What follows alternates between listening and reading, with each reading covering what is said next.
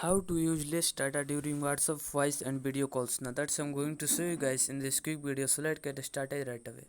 So firstly, what you have to do is you have to click on the three dots in the top right corner and then click on the settings from this menu.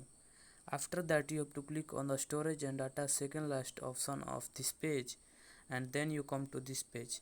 And here what you have to do is you have to simply come to this page. When you are come to this page, here you can see the third option from the top is the use less data from calls.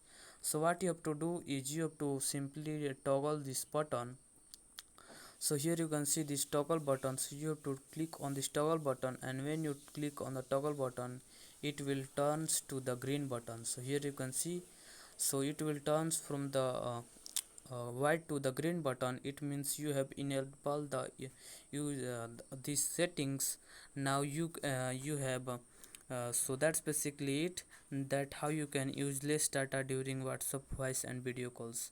So if you found this video helpful, please subscribe to my channel, like on this video and comment below that it works. I appreciate that.